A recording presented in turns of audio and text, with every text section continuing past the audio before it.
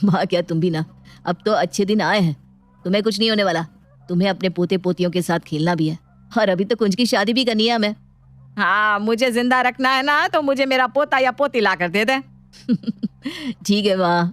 निर्मला की बातें अंशुल के दिमाग में घूमने लगती है और वो उसी रात मीनू से कहता है, मीनू हमारी शादी को 5 साल हो गए हैं, अब हमें बच्चा कर लेना चाहिए। माँ का भी मन नहीं लगता। तुम तो ऐसे बोल रहे हो जैसे मैं बच्चा करना नहीं चाहती हूँ। मुझे अगर बच्चे नहीं होते तो क्या करूँ मैं? इसमें मेरी क्या गलती है? इसमें इतना गुस्सा करने की या चिल्लाने की क्या जरूरत है? हम किसी अच्छे डॉक्टर को दिखाते हैं, ट्रीटमेंट करवाते हैं। ट्रीटमेंट से अच्छे अच्छों को बच्चे हो जाते हैं, फिर हमें कैसे नहीं होंगे? ऐसा जरूरी नहीं है। अगर ट्रीटमेंट से भी मुझे बच्चे नहीं हुए तो क्या होगा? सब तो मुझे बांझ कहेंगे ना। मेरे दिल पर क्या गुजरती है तुम्हें क्या पता। सबके बच्चे देखकर मुझे भी लगता है कि मेरा भी बच्चा हो। अरे बाबा, तुम बात को कहां से कहां लेकर जा रही हो? अगर तुम्हें बच्चे नहीं भी होंगे तो कोई बात नहीं, मैं बच्चा गोद ले लूंगा। तुम पहले अपना ट्रीटमेंट तो करवाओ, तुम्हें कोई कुछ नहीं कहेगा। ठीक है, तो किसी अच्छे डॉक्टर को दिखा लेते हैं। अंशुल अपने दोस्तों से एक अच्छी गायनेकोलॉजिस्ट का पता लगाता है, जिसमें से पता चलता है कि उषा सबसे अच्छी गायनो है। मीनू और अंशुल उषा से अपॉइंटमेंट लेकर उससे मिलने जाते हैं। उषा के पास जाकर मीनू उससे अपनी सारी प्रॉब्लम बता देती है। देखिए, मैं अपनी पूरी कोशिश करूंगी कि आपको बच्चा हो जाए, लेकिन इसमें कोई दो राय नहीं है कि आपका केस कॉम्प्लिकेटेड है। कोशिश करने में कोई बुराई नहीं है, बाकी सब तो भगवान के हाथ में है। जी डॉक्टर, ये दवाइयाँ लीजिए और नेक्स्ट वीक मुझसे आकर मिलिएगा। ठीक है। मीनू उषा से मिलकर बहुत इम्प्रेस होती है और अंशुल से कहती है कि डॉक्टर तो बहुत अच्छी है, लगता ही नहीं कि मैं इनसे पहली बार मिल रही हूँ। हाँ, अच्छे होने से क्या फायदा, ये हमारे घर की मेंबर थोड़ी ना बन जाएगी। चलो घर चलते हैं, जैसा डॉक्टर ने कहा वैसा करना। मीनू चिड़चिड़ाकर अंशुल की ओर देखती है और दोनों घर चले जाते हैं। इसी तरह 1 हफ्ता बीत जाता है। मीनू वापस से उषा से मिलने जाती है। उषा से मिलकर मीनू को एक अपनापन लगने लगता है और वो मन ही मन सोचती है, अगर ये सच में मेरे परिवार के सदस्य बन गई तो कितना अच्छा होगा। मुझे बार बार झमेला ही नहीं रहेगा आने जाने का, और तो और ये मेरा इलाज भी और अच्छे से करेगी। मीनू दवाइयाँ लेकर फिर घर चली जाती है। उसी रात डिनर के वक्त जब मीनू सबको खाना परोस रही थी, तब निर्मला कहती है, मीनू का इलाज चल रहा है, उससे भी थोड़ा आराम की जरूरत है, तो अब कुंज की शादी कर देनी चाहिए। मैंने हीरल और पलक से कहा है कि कोई अच्छी लड़की ढूंढे। हाँ माँ, वैसे भी अब कुंज ही बचा है, इसकी भी शादी हो जाएगी तो हम फ्री हो जाएंगे। जब सब कुंज की शादी की बात कर ही रहे हैं तो मेरी नजर में एक अच्छी लड़की है, उषा। अरे उषा डॉक्टर जो मेरा ट्रीटमेंट कर रही है। क्या तुम ठीक तो हो ना? कोई दौरा तो नहीं पड़ गया? अरे वो इतनी बड़ी डॉक्टर और हमारे घर में शादी करके आएगी। अरे तो मेरे देवर में कौन सी कमी है? कुंज भी तो सीए है, इतना स्मार्ट है, एक बार बात करने में क्या बुराई है? उषा डॉक्टर से बात करके तो देखिए। बाहु ठीक कह रही है, तुम मुझे उषा की फोटो तो दिखाओ।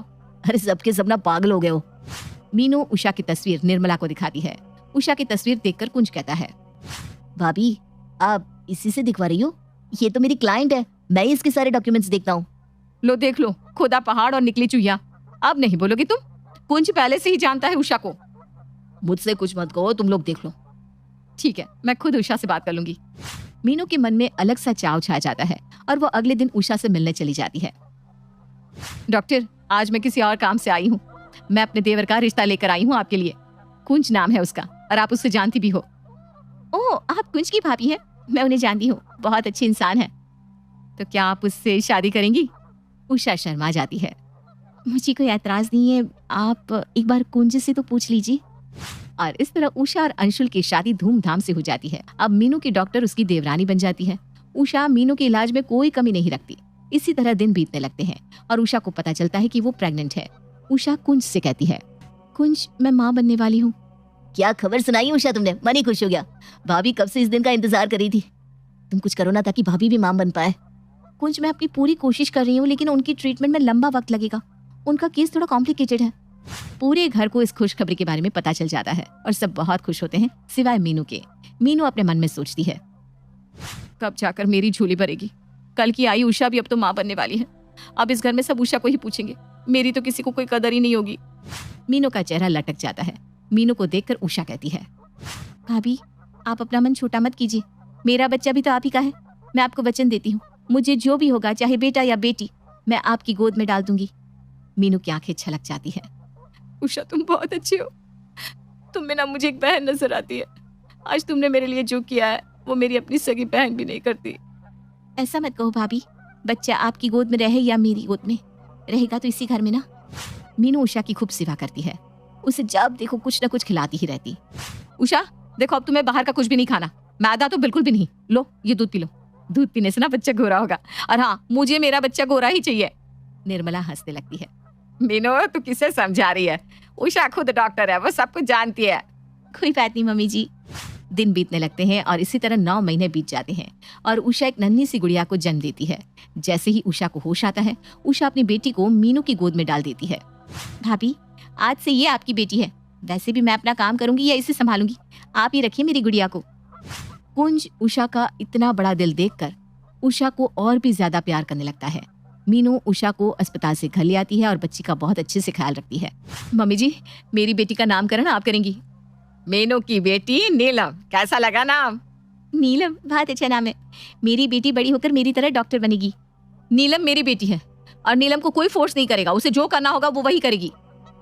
उषा पहले की तरह अस्पताल जाने लगती है और मीनू घर संभालने के साथ साथ नीलम का पालन पोषण करने लगती है। इसी तरह दिन बीतने लगते हैं। नीलम भी मीनू को ही अपनी माँ समझने लगती है। नीलम अब स्कूल जाने लायक हो जाती है। एक रोज उषा मीनू से कहती है, भाभी मैं नीलम का एडमिशन स्कूल में करवा देती हूँ। नहीं नहीं उषा, अभी तो मेरी बेटी बस 3 साल की हुई है, अभी से उसे कैसे स्कूल भेज दूं? भाभी, हर कोई अपने बच्चे का इसी उम्र में एडमिशन करवाता है। स्कूल जाएगी तो कुछ सीखेगी। तू रहने दे, मैं अभी इसका एडमिशन नहीं करवाने वाली, बोल देती हूँ। जब तक मेरी बच्ची 5 साल की नहीं हो जाती तब तक वो स्कूल नहीं जाएगी। किसी को भी उसकी चिंता करने की जरूरत नहीं है, अभी उसकी माँ बैठी है।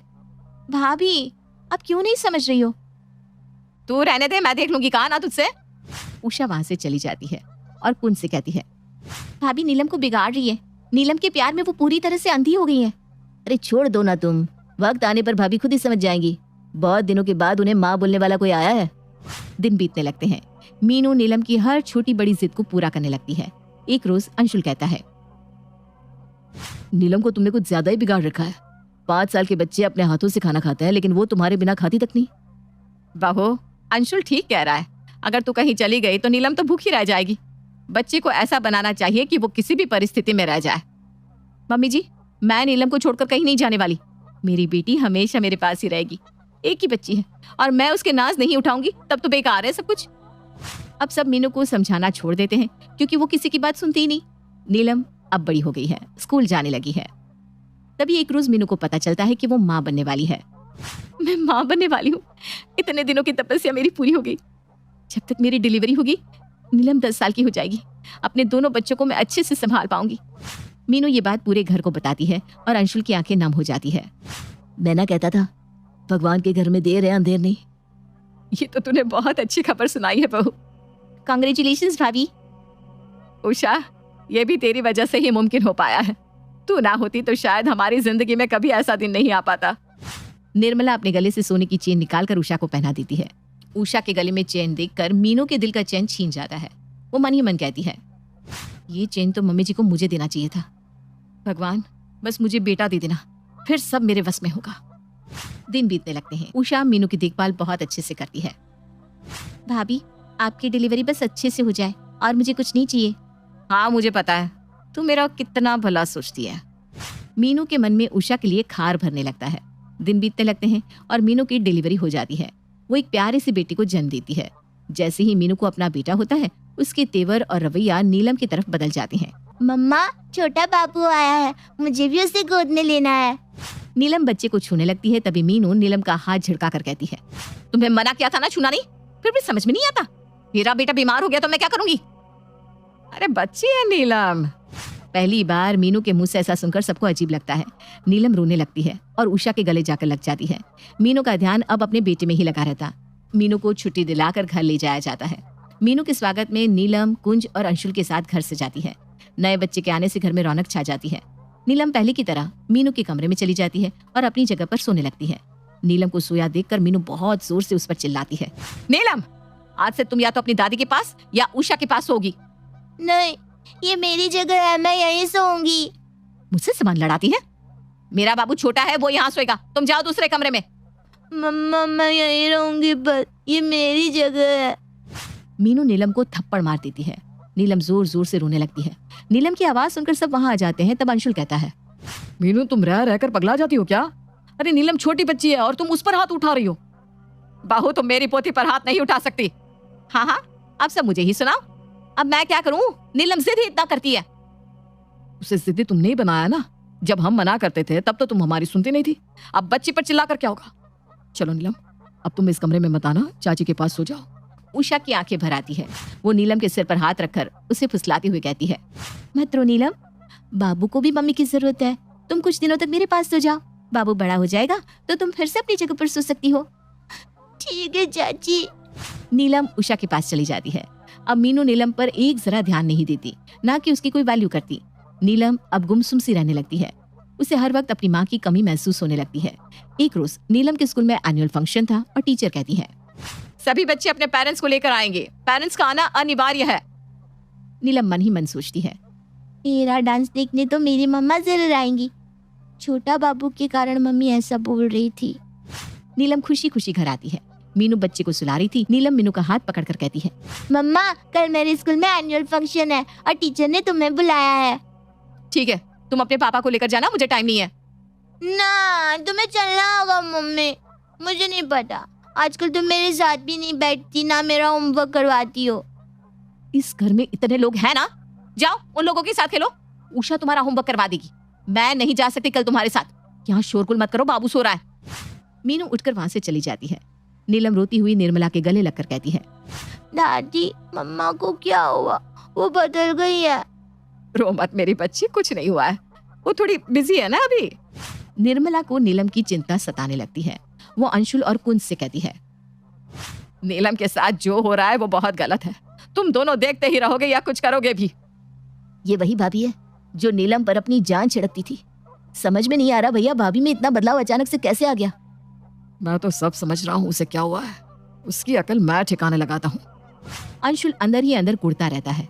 अगले दिन नीलम का 10वां बर्थडे रहता है और वो बहुत खुश होती है कि हर बार की तरह उसका ये बर्थडे भी बहुत अच्छे से मनेगा। रात के 12 बजे उषा अपने कमरे में नीलम का बर्थडे केक कटवाती है और सब नीलम को बर्थडे विश करते हैं, सिवाय मीनू के। मीनू को याद तक नहीं होता कि आज नीलम का बर्थडे है। अगली सुबह उषा नीलम को नए कपड़े पहना देती है। नए कपड़े पहनकर नीलम भागते हुए मीना के पास जाती है। मम्मा मैं कैसी लग रही हूँ? अरे सुबह सुबह इतना तैयार होने की क्या जरूरत है, बिगाड़ दिया ना सब तुमने। जाओ जाकर कपड़े बदल लो, नहीं तो मार पड़ेगी तुम्हें। ये क्या बोल रही हो तुम मीनू, आज मेरी गुड़िया का बर्थडे है। अरे बर्थडे है तो क्या करूं मैं, सिर पर बिठा लूं क्या। अंशुल मीनू से कुछ नहीं कहता ताकि नीलम का बर्थडे स्पॉइल ना हो। अंशुल नीलम को चॉकलेट दिलवाकर स्कूल छोड़ देता है। रात में नीलम की बर्थडे पार्टी के लिए उषा और घर के सभी लोग तैयारी में लग जाते हैं। नीलम स्कूल से आएगी तो उसे सरप्राइज देंगे, कितना खुश होगी मेरी बच्ची। हाँ वैसे भी कुछ दिनों से बहुत दुखी है वो, थोड़ी खुशी तो मिले उसे। सबको इतना खुश देखकर मीनू मुंह बनाने लगती है। जैसे ही नीलम घर आती है सब उसे सरप्राइज कर देते हैं। पूरा घर सजा हुआ देखकर नीलम कहती है, अच्छा तो ये बात है, मम्मा मुझे सरप्राइज देने के लिए मेरे साथ ऐसा कर रही थी। थैंक यू सो मच मम्मा। नीलम जाकर मीनू से चिपक जाती है। मीनू झटक कर नीलम को अपने से दूर करती है। नीलम गिर जाती है और फूट फूट कर रोने लगती है। अब मेरे मम्मा नहीं हो सकती, आई हेट यू।